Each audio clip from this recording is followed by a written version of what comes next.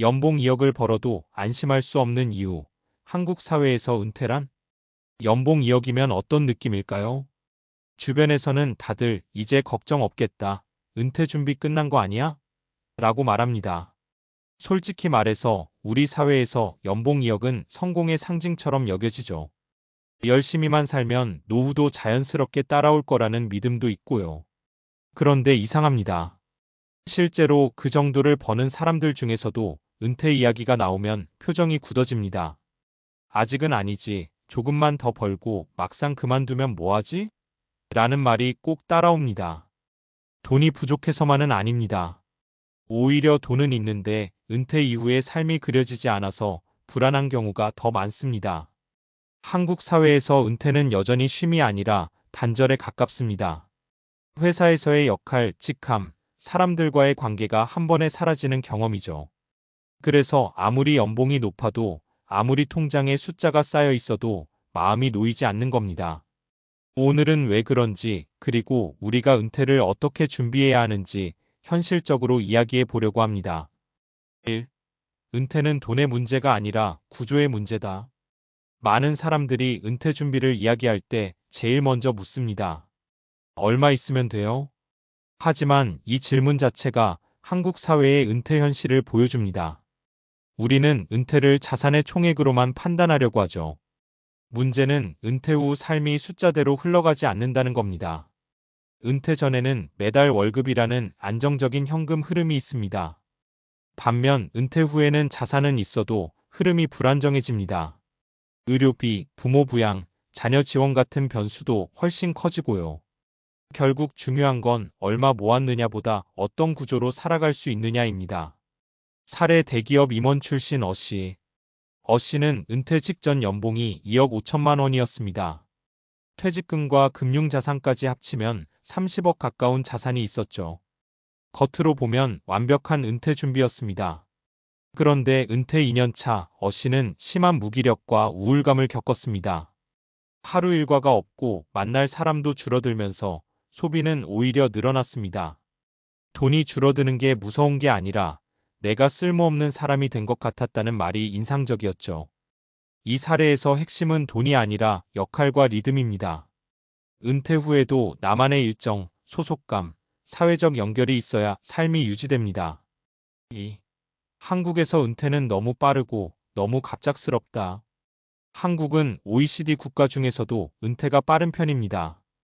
법적으로는 정년이 있지만 실제 현장에서는 50대 중후반부터 은퇴 압박을 느끼는 경우가 많죠. 문제는 준비할 시간 없이 밀려난다는 데 있습니다.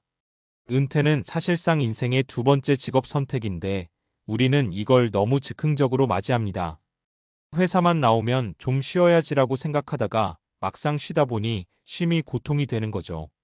사례 40대 후반에 은퇴한 B씨. B씨는 IT 업계에서 꽤 잘 나가던 사람이었습니다. 하지만 구조조정으로 예상보다 빨리 회사를 나오게 됐죠. 자산은 충분했지만 은퇴 후 6개월이 지나자 생활 리듬이 완전히 무너졌습니다. 밤낮이 바뀌고 의미 없는 소비가 늘었습니다.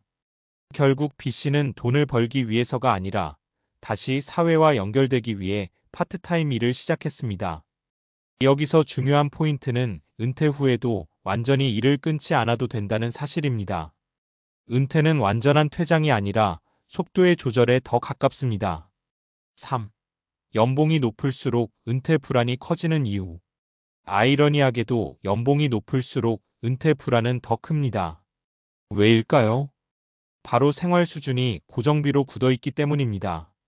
좋은 집, 좋은 차, 사교육, 인간관계까지 모두 비용 구조가 큽니다. 은퇴 후 소득이 줄어들면 삶 전체를 다시 설계해야 하는 상황이 옵니다. 사례 전문직 C씨. C씨는 연봉 3억 원을 벌던 전문직이었습니다. 하지만 은퇴 후 같은 생활 수준을 유지하려다 보니 자산 감소 속도가 예상보다 훨씬 빨랐습니다. 결국 C씨는 은퇴 준비를 자산이 아니라 소비 습관에서부터 했어야 했다고 말합니다. 이 말은 굉장히 중요합니다. 은퇴 준비는 투자 상품보다 먼저 삶의 크기를 조절하는 연습입니다. 4. 그렇다면 우리는 무엇을 준비해야 할까? 정리해보면 한국 사회에서 은퇴 준비는 크게 네 가지입니다. 첫째, 현금 흐름을 만드는 구조. 완전한 무소득 상태가 아니라 작더라도 꾸준한 수입원을 준비해야 합니다. 둘째, 사회적 역할. 봉사, 강의, 파트타임, 커뮤니티 활동 등 내가 필요한 곳을 만들어야 합니다. 셋째, 생활비 구조 조정. 은퇴 전부터 은퇴 후 기준으로 살아보는 연습이 필요합니다. 넷째, 정체성의 전환. 회사원인 나에서 그냥 나로 이동하는 연습입니다. 이게 가장 어렵고 가장 중요합니다. 연봉 2억은 분명 대단한 숫자입니다. 하지만 은퇴는 숫자로만 해결되지 않습니다. 한국 사회에서 은퇴란 돈보다 삶의 방식을 다시 짜는 일에 가깝습니다. 그래서 준비하지 않으면 아무리 많이 벌어도 불안합니다. 은퇴를 두려워하지 않으려면 지금부터 이렇게 질문을 바꿔야 합니다. 얼마 모아야 할까? 가 아니라 나는 은퇴 후 어떤 하루를 살고 싶은가? 이 질문에 답이 생기기 시작할 때 그때 비로소 은퇴는 위기가 아니라 선택이 됩니다.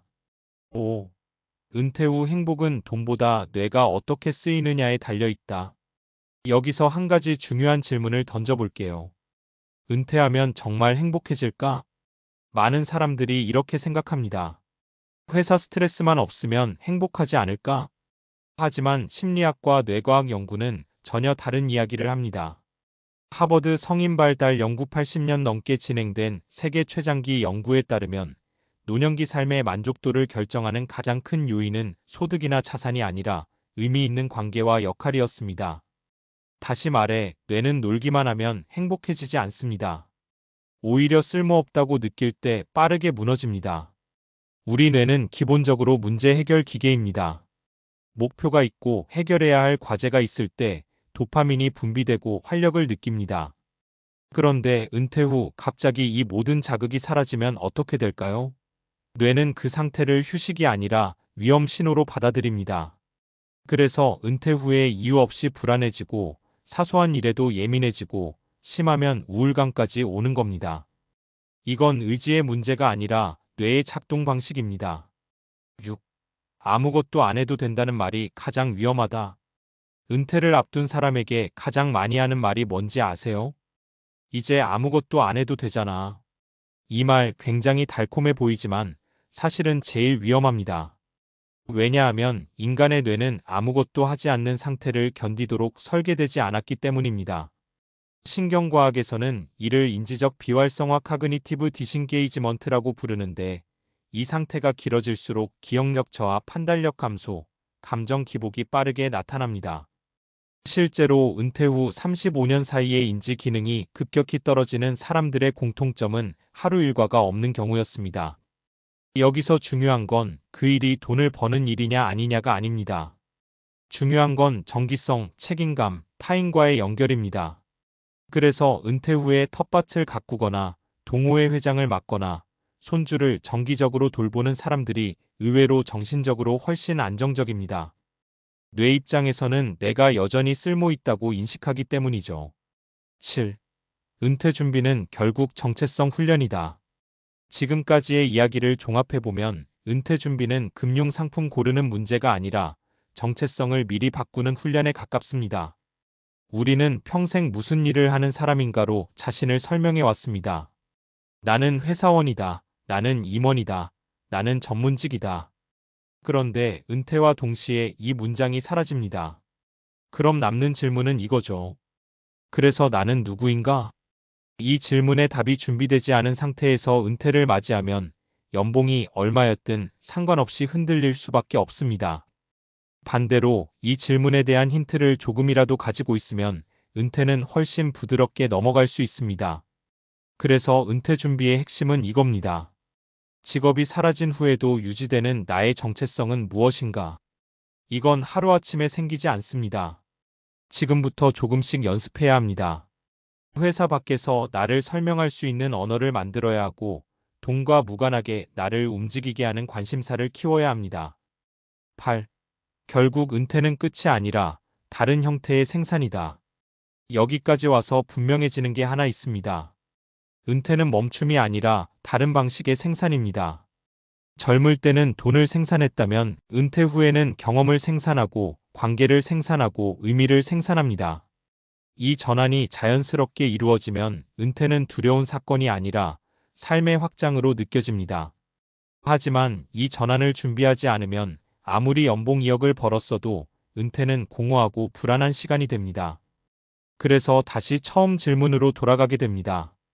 연봉 2억을 벌어도 왜 안심할 수 없는가? 그 답은 간단합니다. 은퇴는 돈으로만 대비할 수 있는 사건이 아니기 때문입니다. 한국 사회에서 은퇴란 통장에서 회사 명함을 떼어내는 순간 시작됩니다. 그리고 그 이후의 삶을 어떻게 채울지는 지금 이 순간 어떤 준비를 하느냐에 달려 있습니다.